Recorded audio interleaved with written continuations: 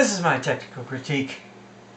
You know, I pride myself on being able to pick good movies from bad ones.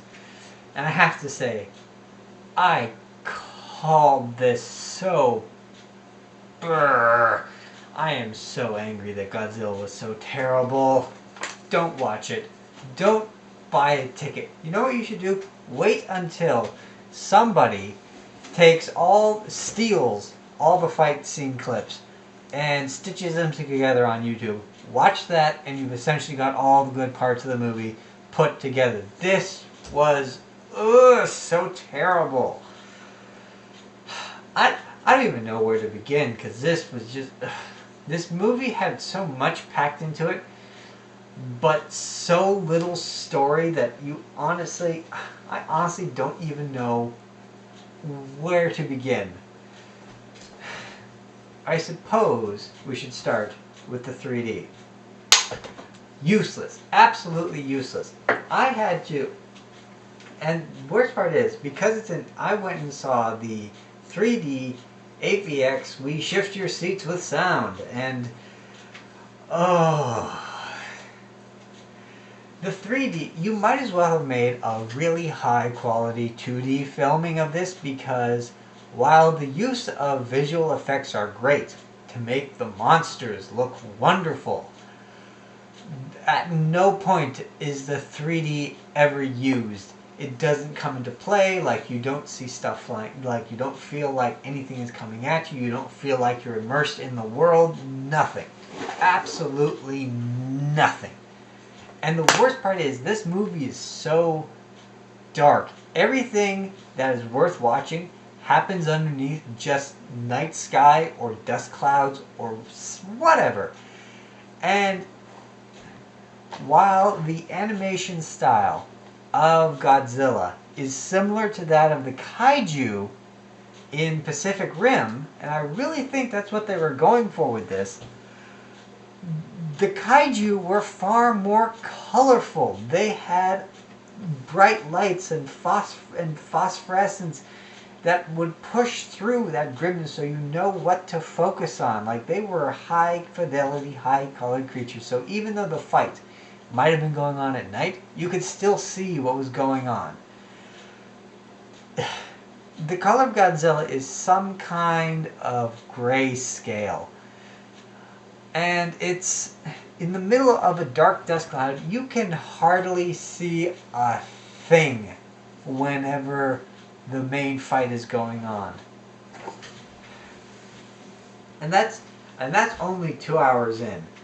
After 2 hours of waiting, you finally get to see Godzilla fight something. The trailers promised us Bryan Cranston, Walter White, the man who everybody knows because of Breaking Bad, would be pitching his wits up against Godzilla. And we got none of that. The worst part is that the trailers for this movie completely and utterly ruined it. The first one that we got, with all of the people jumping out of the plane and into the dust cloud, and then you just see this shadow of half of the beast, that was fine. Absolutely fine. But after that, from the second trailer all the way to the Asiatic trailer that was leaked back onto YouTube for all of us Westerners to see, but for some reason was still in English, surprise, surprise, showed us the monsters, and we knew what was going to happen. We knew what the monsters look like, and that takes away. That is filmmaking 101. You do not show your monster until you absolutely have to. That it's the same with video games or books. You don't reveal the monster until you absolutely have to. These guys were giving it all away in the trailers. You saw what Godzilla looked like. And that... No. Maybe I expected more from the movie that would come after The Amazing Spider-Man, but they gave everything in this movie away.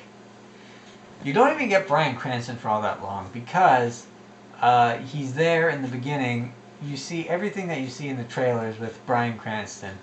And then it smash cuts to 15 years later, and then he just... You know what? I'm not even going to bother with spoilers, because I only don't spoil things that I enjoy and I think that you might enjoy, but this, no. I've got to talk about it. If you really are desperate to see this movie, and I cannot imagine why, except if you want to see Bryan Cranston use his wits to battle a gigantic monster the size, literally the size of a skyscraper. Just hear me out. Just hear me out. So the movie starts with a bunch of Pacific Rim tests of nuclear bombs. Like, they're going through all the different bombings that went through, and then, like, about 3 minutes in, you see the nuclear explosion at Bikini Bottom, and then, like, Godzilla rears up, and then it just freeze frames there for like a second. So you see the monster 3 seconds in, and then it's Bryan Cranston. And actually, no, that's not true. It's not Bryan Cranston. It's a scene in a Philippine mine where whatever digging they did awoke some kind of parasitic egg that was inside that burrowed its way to Japan in order to feed on the closest nuclear reactor, where Bryan Cranston happens and his wife happen to work. And as it's there, it's building its nest. That causes a nuclear leak, or a nuclear meltdown, which causes a radiation leak. So he essentially has to, as you saw in the trailer, he has to shut the door on his wife, which you know is going to happen because that was given away to us. And then smash cut to 15 years later, he gets put in jail for trespassing on the site, while basically, as what one can only call a conspiracy theorist, he's trying to figure out exactly what happened with echolocation and all this other kind of stuff. Like, he's like, the radiation levels are covering this up. Whatever signal was being sent out, it's some kind of echolocation. So he's talking to his son after his son gets him out of jail, and basically he convinces him to help him break into this forbidden zone to get some discs that apparently he needs in order to prove his theory and not look like a kook. So they go in, and guess what they're after? They're after floppy disks. Floppy disks! 15 years have passed. 2014. This thing, which is 10 years old, does not even have a floppy disk drive on it. I have floppy disks in a bag over there. You want to know what's on them? Nothing. Nothing. Those discs are from like the early 1990s, and there's nothing on them. They've all lost their magnetism, or they become super magnetized, and whatever was on them is no longer there. Like, just some Windows 95 loading stuff. There's nothing on them. These discs have been sitting in a decaying building. Like, you see, like, just decay everywhere. But apparently the happy birthday sign that they hung up for his birthday is still there, pristine as ever. And we're supposed to believe that there's still stuff on these floppy disks which have been sitting in, essentially exposed for 15 years. And there is! There is! It is so stupid. So Bryan Cranston gets his blank floppy disks, and then they get captured by the people, and like they see like someone, like they built something where the nuclear reactor used to be, and then they get captured, and instead of shooting these two for trespassing, they bring them to the site where, and this is another problem I have, they must have, you see like at least 1,000 people working at this site, like containment and electricity and like just maintenance and radiation. And it's supposed to be this thing that's been super secret for the last 15 years. Come on, somebody would have talked. We know things about the inside of Fort Knox because the people who used to sweep in there. Are you telling me that somebody who works on a site where a gigantic biomass of EMP is radiating is not going to talk? Come on. It's I know that there's supposed to be suspension of disbelief within film, but you know what? This one has so many silly things that it just breaks that. It takes you out of the film so many times. So they bring Bryan Cranston there, and everything that you hear in the trailer about us being knocked back to the Stone Age and that we've got to do battle with this thing, whatever it is, you hear it. He essentially says it, and then, spoiler alert, I don't feel bad about spoiling this. The EMP thing, they try to kill it with electricity. They try to kill an EMP with electricity. And then the monster pops out. And literally, I was laughing through that entire scene because they're like just... In most action films like the Avengers or even bad action films like Superman, you don't see the people dying. In this one, you see people like just dying left, right, and center. But here's the thing. They do it in such a way that it's comical. It's almost slapsticky the way these people died. Like with just people being thrown up in the air, like falling out of buses and all other kinds of, it doesn't make you feel any kind of sympathy. Or maybe that's me, but I literally was chuckling through the entire emergency of the Muto, which is a massive, unidentified terrestrial object.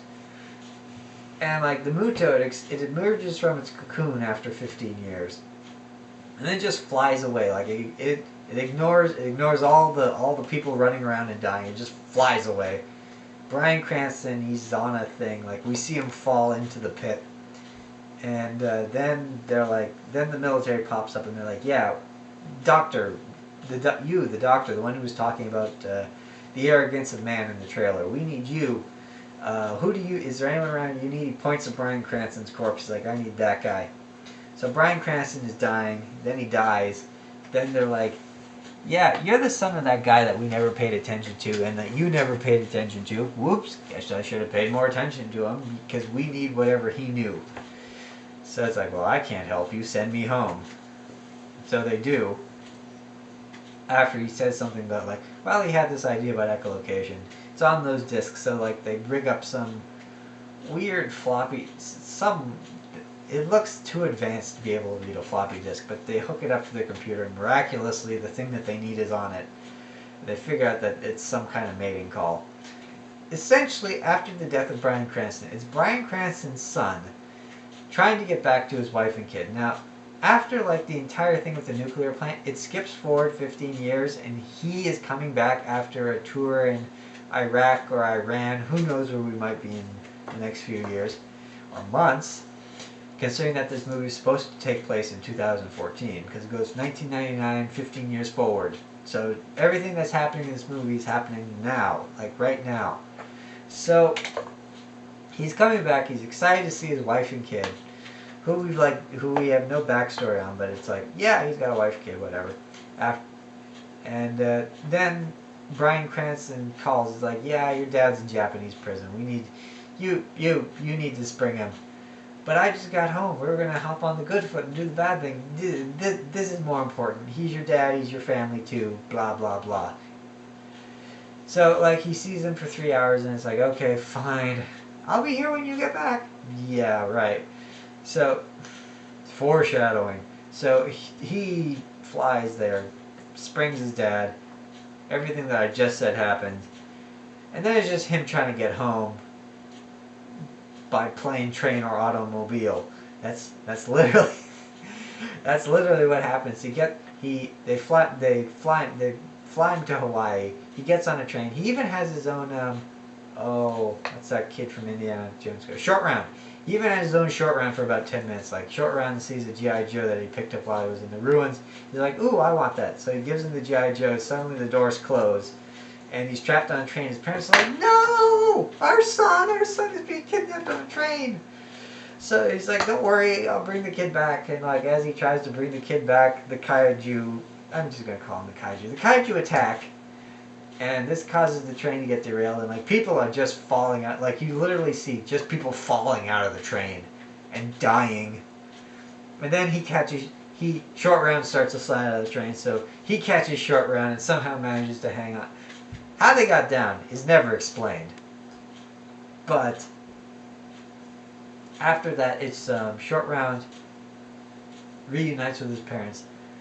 Never even looks back at the dude to be like, thanks! No, he just runs off and he reunites with his parents at the FEMA center. The FEMA center. That's what it was.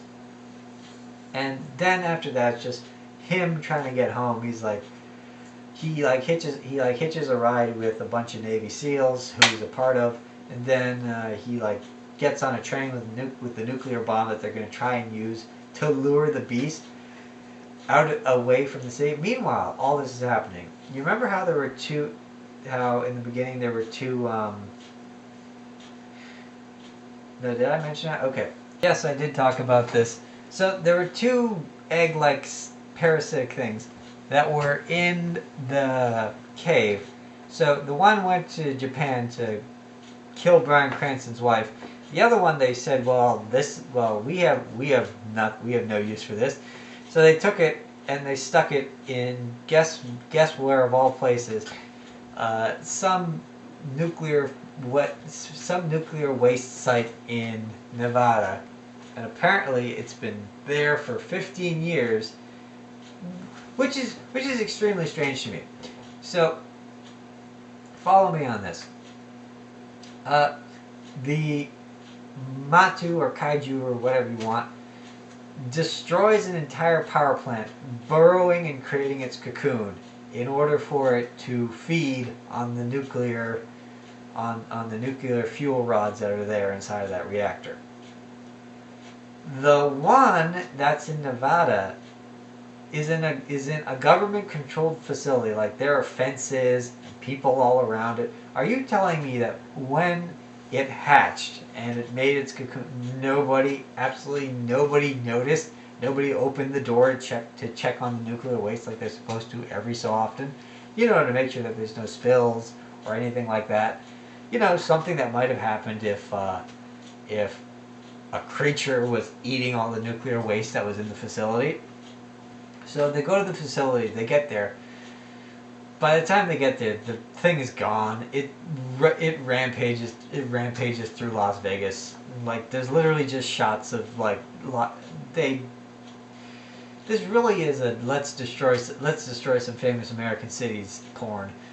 So they figure, okay, that one's a female. The one that just destroyed Hawaii is male. They're going to go meet up with each other, and guess where they're going to meet up? San Francisco. Where in San Francisco? It just so happens to be the place where his wife works. So they're unintentionally going to kill his wife, even though the monsters just completely ignore the people in this movie. Like there are points where they're shooting rockets at them. They don't even notice. But apparently they notice when you fire at their noses. So that happens like 2.5 hours into the movie. It's like, oh, they notice that when you fire at their noses, and then they come and they try and kill you. Because they're super gigantic and they've got armor. Like armor. So yeah, it's just he gets on a nuclear train, and then the beast senses the warhead, so it comes to eat the warhead, but it doesn't actually eat the warhead. It takes the warhead or something. I'm not exactly sure what happened, but I think it tried to take the warhead and then it couldn't, so it left it. And then they take the warhead to San Francisco, and then the beast finds it again. They decide, we're going to build a nest on top of it. It's going to provide the radiation our children need. So you just see a whole bunch of them, like eggs just everywhere. At one point, the female literally shows us her ball sack, her sack of eggs. This movie is literally trying to flip us off at so many points. It's not funny. So like they burrow down, and then there's this thing like, well, then like the professor's like, listen, the Godzilla is an apex prehistoric predator. Nature is coming to restore the balance. It's like, what balance? What is going on? What? How does Godzilla even know how to find these two? And I have a question. If Godzilla is a predator, like I've seen plenty of documentary shows on predators, lions, snakes, like things like fish, sharks, you name it. Predators hunt and then they eat what they kill. You see Godzilla fight these two things, and like he breathes fire down the throat of one and rips its head off, and then he goes and he snaps the other one in half. At no point does Godzilla ever stop to try and eat any of the food it just killed. It literally goes after these creatures for no real reason. I don't see. It's so strange. It's really, really strange. And then at the end of the movie, then it's okay, so he made it back to San Francisco, even though a building collapsed on the subway where his wife was hiding, and you know that they would suffocate because of the dust just coming down from all the buildings that are getting destroyed. When 9/11 happened, that literally happened to people who were by the site. They suffocated because of the concrete dust that entered their lungs. Are you telling, and the lucky ones were able to escape and get medical attention, you're telling me that the people who were trapped for hours and hours on end, while just having to breathe all that in, they came out fine? No! But no, they pull the wife from the wreckage. The dude's got his son in they send him and his son to the same hospital, so he's got his son with him. So then the son runs off. He sees his mom. The mom sees the husband. It's they lock eyes. I wish he had just said, I told you so. And then they're praising Godzilla, Godzilla, king of monsters, savior of the city. He walks through a building in order to just leave. That's the thing. After all this is done, after he's killed these, he just leaves. He up and walk. He there's a scene where a building falls on him, and he falls unconscious. Then he just wakes up and leaves. He literally walks off the stage back into the ocean. It's what is going on here? What are you trying to tell us? Are you trying to say that Godzilla is our protector and savior? If so, where was he when the kaiju were attacking? What is going on? It doesn't make none of this makes any sense. This movie is terrible. It's just terrible. Don't watch it. Don't buy a ticket. Don't even rent it. Let this thing die. Because it is everything that is wrong with Hollywood. Hollywood looked at Pacific Rim and people are oh, Pacific Rim is so good, it's so good, but it flopped. So they're what can we do? Oh, I know. Let's take a name that everybody knows, Godzilla, and we'll essentially do that. But we'll only have monsters battling monsters 2 hours in, and you've got to sit through all this slow nonsense that you just don't care about. It's not entertaining. It's not amusing. There's one funny part. There's one legitimately funny part in this movie. So he's got the nuclear warhead on a boat, and they're trying to get it. They're trying to get it out to sea so it doesn't destroy the city of San Francisco. And with 5 minutes to go, the bomb, they eventually rescue him from the ship, which is how come we have him. But literally, Godzilla goes down. The second, or not, he hasn't gone down yet.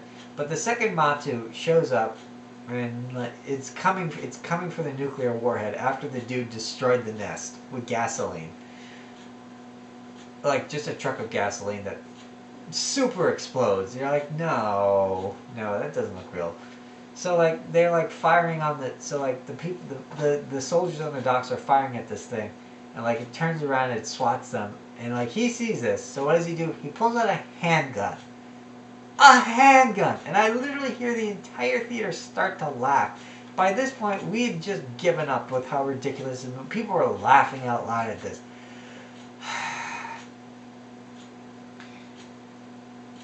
It's just... That was the only legitimately funny part of them. He pulls out a fucking handgun after everything that's happened. Why? What are you going to do? Here's the thing: the people throughout this entire movie, people are shouldering guns. If and when they do, and they rarely fire at these creatures, they already know that their bullets have no effect. What are you doing? Just.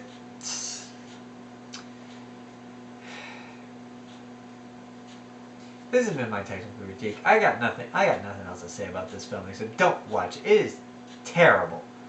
Just so terrible and cliche and just everything bad. It's such G-rated. It's such a G-rated action movie that it's literally ruining. They literally ruined itself. Like they have all the deaths, but they're so comical that you don't feel attached to them. You don't get invested in any of these characters over the long term because they have one-dimensional personality at best. Just there's nothing to this movie. There's nothing to keep you and hold you to see this movie. I literally got up once and almost walked out, but at that moment the monster appeared on screen and I sat back down just so I could see where it was going to go with this supposed monster battle that's supposed to happen. The monster battle didn't happen, but it kept me in my seat long enough for my irritation to just leave or check out and be like, just dead. I got nothing else to say. This has been my critique. I'm sorry to say it, but Godzilla is terrible, and I will see you for my Game of Thrones critique, which I still need to do. Goodbye, guys. Goodbye.